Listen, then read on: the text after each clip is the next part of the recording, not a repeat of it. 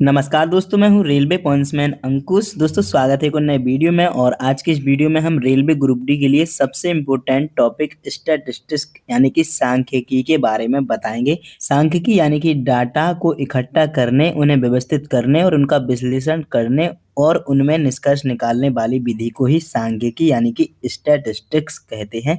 जिसके अंदर माध्य यानी कि मीन, माध्यिका यानी कि मीडियन, बहुलक यानी कि मॉड, परिसर यानी कि रेंज, विचरण, प्रसारण और परास यानी कि वेरिएंस, 6 मानक विचलन स्टैंडर्ड डेविएशन, विचरण गुणांक यानी कि कोफिशिएंट ऑफ वेरिएशन, इसे शॉर्ट में सीबी भी कहते हैं और स्टैंडर्ड डेविएशन को एसडी भी कहते हैं। दोस्तों ग्रुप डी का पेपर चाहे सेक्शन वाइज हो रहा हो या फिर कैसा भी हो रहा हो, इसमें जो मैथ का ये सांख्यिकी वाला चैप्टर है, इससे एक न एक क्वेश्चन आपको बिल्कुल देखने को मिलेगा। और सच कहूं तो अगर आपने इस टॉपिक को अच्छे से समझ लिया तो सिर्फ 10 से 15 सेकंड में आप इसके क्वेश्चन को सॉल्व कर सकते हैं।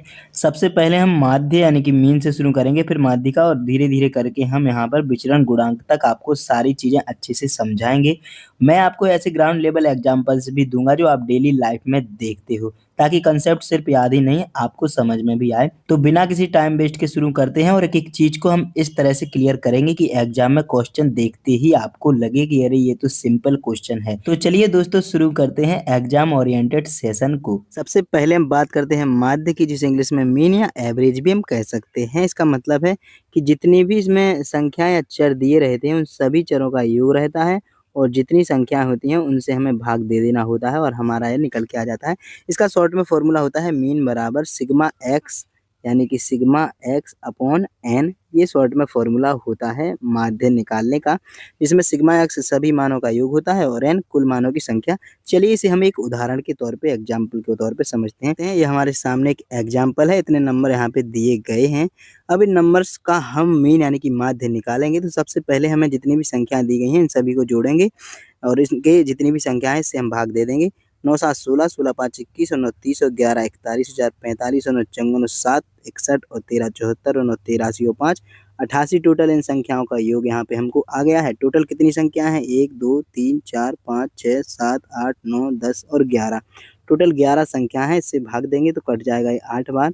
तो इनका जो माध्य है वो 8 निकल के आ जाएगा, ये मीन। और इसी तरह से हमको कभी अगर माध्य पूछ ले तो सॉल्व करना है। चलिए हम दूसरी चीज समझते हैं। दूसरी चीज है माध्यिका, जिसे इंग्लिश में मीडियन भी कह सकते हैं।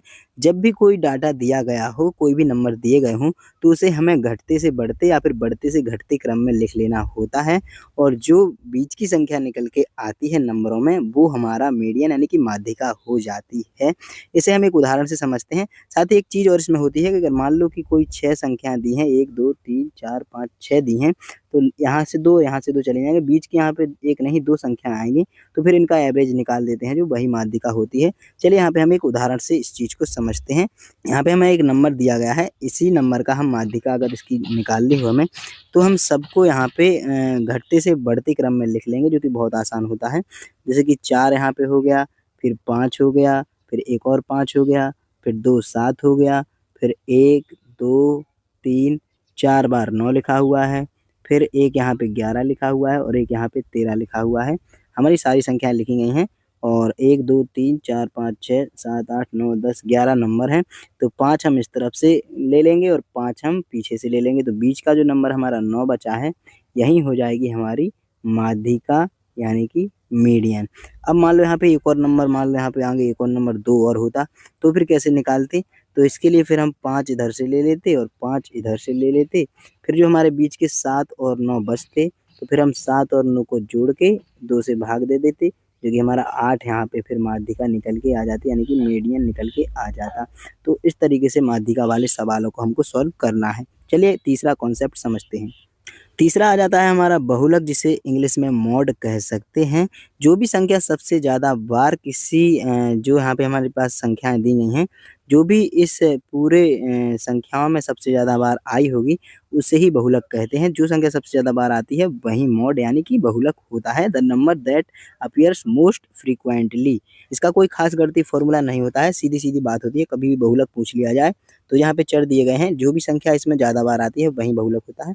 तो देखिए हम यहाँ पे देखेंगे, सबसे पहले 4 एक ही बार आता है, तो ये हमारा नहीं हो सकता है। इसके बाद 5, तो 5 एक ही बार ये भी आता है और 2 बार आता है, तो 2 बार होंगे। 5 हमारे 2 बार आ गए, 4 हमारा 1 बार आया। इसके बाद 7 की बात करें तो 7 हमारे 2 बार आ गए। इसके बाद 9 की बात करें तो 1, 2 और 3 और 4, 9 हमारा 4 बार आ गया। 11 और 13 एक-एक बार आया है। तो यहाँ पे सबसे ज़्यादा बार 9 आया है, तो हमारा जो इसका मॉड यानी बहुलक है वो हो जाएगा 9, जो कि हमारा आंसर रहेगा। तो इस तरीके से बहुलक होता है, जो कि बहुत आसान होता है, सिर्फ 5 सेकंड में भी हम इसको कर सकते हैं। चौथे नंबर पे हम बात करेंगे, कभी-कभी क्या होता है कि माध्य, माध्यिका और बहुलक में अंतर पूछ लिया जाता है। जैसे कि जब मैंने 2022 में एग्ज़ाम दिया था, तो मेरा 5 सितंबर की डेट में फर्स्ट शिफ्ट में एग्ज़ाम हुआ था। तो हमारी इस शिफ्ट में इसी टॉपिक से यही सवाल पूछा गया था, जो कि मुझे बहुत आसान लगा था, क्योंकि उस टाइम पे मैं ये सारी चीज़ें क्लियर करके गया था। तो माध्य, माध्यिका, बहुलक में आपको कभी माध्य और मध्यिका दी रहेगी, या फिर माध्यिका और बहुलक दिया रहेगा, या फिर माध्य और बहुलक दिया रहेगा। तो 2 चीज़ें दी रहेंगी इनमें से, और एक चीज़ के बारे में आपसे पूछ लिया जाएगा। तो जब भी हमसे ये चीज़ पूछी जाए तो इसके लिए एक फ़ॉर्मूला होता है।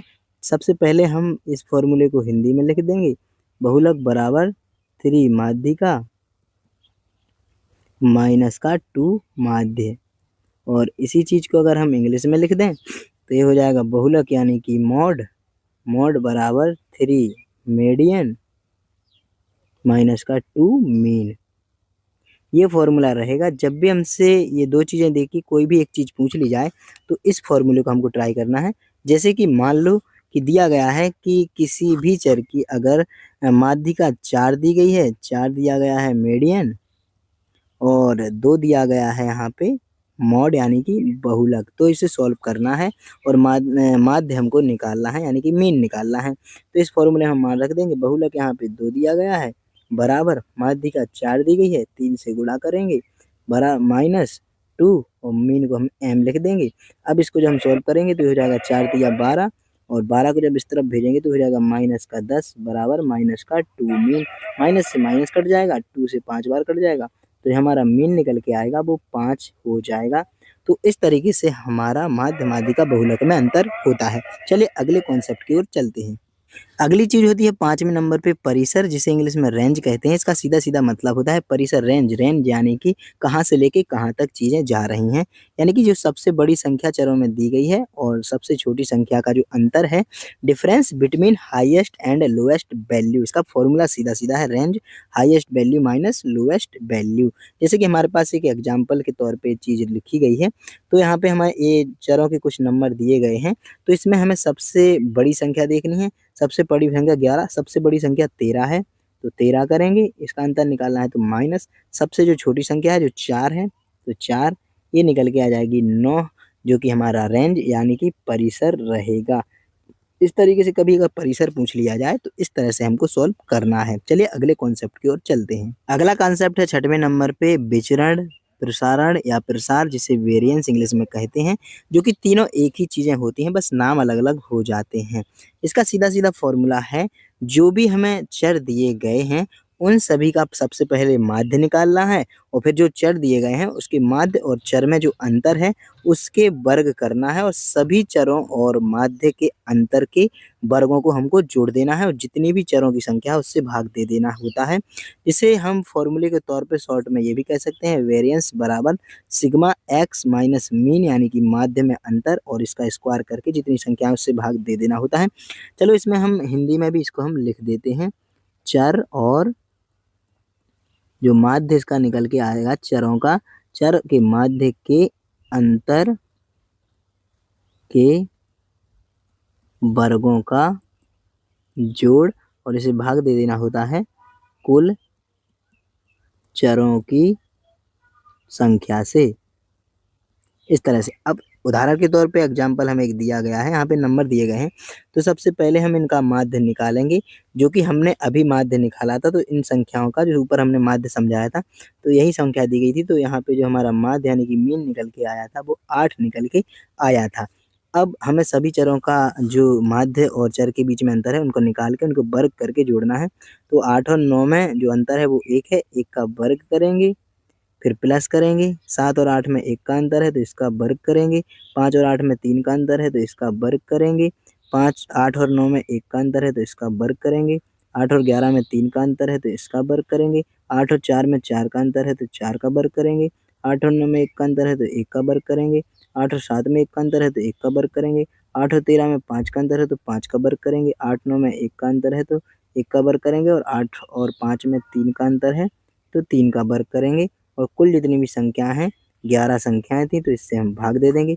अब इन सभी को अगर हम जोड़ेंगे तो 1 का वर्ग 1 होगा, 1 आ जाएगा प्लस 1 का वर्ग 1 होगा, 3 का 9 होगा, 1 का 1 होगा, 3 का 9 होगा, 4 का 16 होगा, 1 का 1 होगा, 1 का 1 होगा, 5 का 25 होगा, 1 का 1 होगा, 3 का 9 होगा और टोटल संख्या 11 है। अब इन सभी को हम जोड़ देंगे तो नीचे जोड़ेंगे जब हम तो यहाँ पे आ जाएगा 1 और 1 2, 1 और 1 2, 2 और 9 11, 11 1 12, 12 9 21, 21 और 16 37, 37 38 39, 39 और 5 44, 54 64, 65 और 9 74 टोटल यहाँ पे हमारा जोड़ आ जाएगा।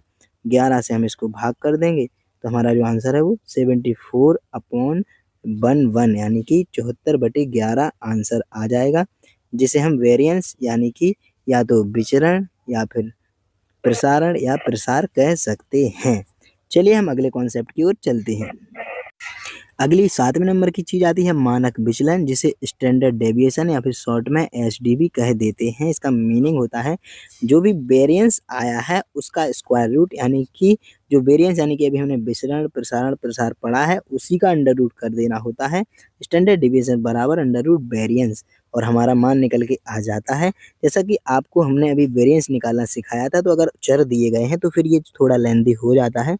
तो आप चरों से सबसे पहले उसका माध्य निकालेंगे, फिर उसका अंतर करके वेरिएंस की वैल्यू निकालेंगे और फिर जब उसका आप अंडर रूट करेंगे तब जाके आप आंसर निकाल पाएंगे। लेकिन जो हमारा रेलवे में सवाल पूछा जाता है तो आपको वेरिएंस दे दिया जाएगा, मान लो 16 दे दिया, आप कहेंगे कि इसका आप स्टैंडर्ड डेविएशन यानी कि मानक विचलन निकालो, तो 16 यानी कि विचरण का जब हम अंडर रूट करेंगे तो अंडर रूट 16 हो जाएगा, जो कि आंसर हमारा 4 निकल के आ जाएगा।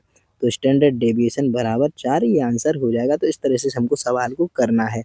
बाकी चर दिए गए हैं तो ये फॉर्मूला आपको अप्लाई करके पहले ये निकाल आप सकते हैं। चलिए अगले कॉन्सेप्ट की ओर चलते हैं। 8वें नंबर पे अगला है हमारा विचरण गुणांक, जिसे कोफिशिएंट ऑफ वेरिएशन शॉर्ट में सीबीवी कह देते हैं। किसी भी डाटा की वेरिएबिलिटी को परसेंटेज में चीज बताती है। It compresses the spread of two data sets. ये फॉर्मूला की अगर हम बात करें तो सीबी बराबर स्टैंडर्ड डेविएशन अपॉन मीन और गुणा कर देते हैं 100 से, तो विचरण गुणांक निकल के आ जाता है। ये चीज़ भी बहुत लेंदी हो जाती है। इसको सॉल्व करने के लिए अगर हमारे पास चर दिए गए हैं तो फिर हमें स्टैंडर्ड डेविएशन इसका निकालना पड़ेगा, मीन इसका निकालना पड़ेगा और इसको जब 100 से गुणा करेंगे तब जाके फिर हमारा ये आंसर आ पाएगा। लेकिन कभी-कभी क्या होता है कि यहाँ पे हमें स्टैंडर्ड डेविएशन का मान दे दिया, मान लो 16 दे दिया और इसका मीन दे देंगे, मीन मान लो यहाँ पे 32 दे दिया। तो अब पूछेंगे कि इसका जो सीबी यानी कि कोएफिशिएंट ऑफ वेरिएशन विचरण गुणांक कितना होगा, तो हम इसका फॉर्मूला लगाएंगे सीबी बराबर स्टैंडर्ड डेविएशन अपॉन में आ जाएगा मीन, गुणा कर देंगे परसेंटेज के लिए 100 से। अब मान रख देंगे सीबी बराबर स्टैंडर्ड डेविएशन 16 दिया गया है, मीन यहाँ पे 32 दिया गया है, परसेंटेज निकालने के लिए 100 से गुणा कर देंगे तो 16 दूनी 32, 2 से करेंगे तो सीबी आ जाएगा 50%, जो कि हमारा विचरण गुणांक हो जाएगा। तो ये हमारा स्टैटिस्टिक्स यानी कि सांख्यिकी पूरी तरह से कंप्लीट होती है। हमने 7 चीज़ें बता दी हैं जो कि आरआरबी ग्रुप डी में सिर्फ इन्हीं चीज़ों से ही क्वेश्चंस आते हैं। इसके बाहर 2025 में जो एग्ज़ाम हो रहा है इससे बाहर आपका नहीं जाएगा, यही चीज़ें आपसे पूछी जाएंगी। तो ये सारी चीज़ें आप बहुत ही अच्छी तरीके से अपनी कंप्लीट कर लें, इसका सवाल आपका बिल्कुल भी छूटना नहीं चाहिए। तो दोस्तों उम्मीद है कि आपको सारी चीज़ें समझ में आई होंगी। बाकी इसके अगर और सवाल आपको करना है तो इसके लिए मैं आपको कुछ और सवाल डालकर पीडीएफ डाल दूँगा। अगर आप चाहते हैं तो कमेंट में बताना, मैं अपने टेलीग्राम ग्रुप पे से डाल दूँगा और जिसने भी टेलीग्राम ग्रुप जॉइन नहीं किया है तो वो जॉइन ज़रूर कर लें। तो चलिए फिर मिलते हैं अगले वीडियो में अगले टॉपिक के साथ। जिस भी टॉपिक पे आपको वीडियो चाहिए हो तो कमेंट में ज़रूर बता देना। तब तक के लिए नमस्कार, धन्यवाद।